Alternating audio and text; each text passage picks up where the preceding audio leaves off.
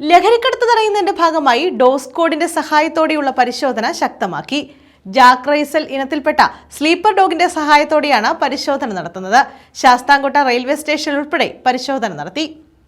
ഓണക്കാലത്തോടനുബന്ധിച്ചുള്ള ലഹരികടത്ത് തടയുന്നതിന്റെ ഭാഗമായാണ് ശാസ്താംകോട്ടയിലും പരിസരത്തും ഡോഗ് സ്ക്വാഡിന്റെ സഹായത്തോടെ പരിശോധന ശക്തമാക്കിയത്. ശാസ്താംകോട്ട ഡിവൈഎസ്പിയുടെ പരിധിയിൽ വരുന്ന സ്ഥലങ്ങളിലാണ് പരിശോധന നടക്കുന്നത്. ലഹരി മരുന്നുകൾ മണത്ത് കണ്ടെത്തുന്നതിൽ പ്രത്യേക പരിശീലനം നേടിയിട്ടുള്ള ജാക്ക് റൈസൽ ഇനത്തിൽപ്പെട്ട സ്ലീപ്പർ ഡോഗാണ് പരിശോധന നടത്തുന്നത്.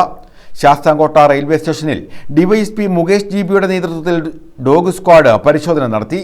യാത്രക്കാരുടെ ബാഗുകളും ഡോഗ് സ്ക്വാഡ് പരിശോധിച്ചു. വരും ദിവസങ്ങളിൽ Bharanikkavu bus stand, Kundara railway station തുടങ്ങി പ്രധാന സ്ഥലങ്ങളിലെല്ലാം പരിശോധനയുണ്ടാകുമെന്ന് ഡിവൈഎസ്പി പറഞ്ഞു.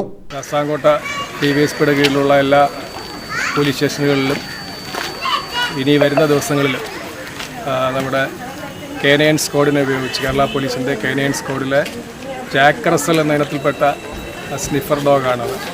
ഇത് മയക്കുമരുന്ന് ഉൽപ്പന്നങ്ങൾ പ്രത്യേകിച്ച് മണത്ത് കണ്ടുപിടിക്കാൻ കഴിവുള്ള ഒരു നായയാണ്.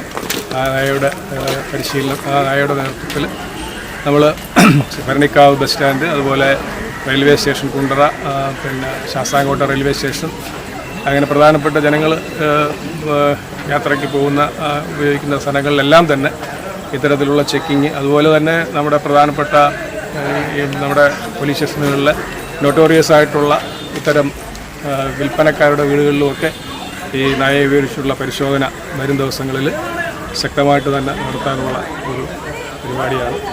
ഓണക്കാലത്തോടനുബന്ധിച്ച് അയൽ സംസ്ഥാനങ്ങളിൽ നിന്ന് വൻതോതിൽ ലഹരി മരുന്നുകൾ കേരളത്തിലേക്ക് കടത്തുന്നത് പതിവാണ്. ഇത് പൂർണ്ണമായും തടയുകയാണ് ലക്ഷ്യം. ലഹരി മരുന്ന് കേസുകളിൽ പ്രതികളായിട്ടുള്ളവരുടെ വീടുകളിലും ഡോഗ് സ്ക്വാഡിന്റെ പരിശോധനയുണ്ടാകും. News bureau, Sasthamkotta.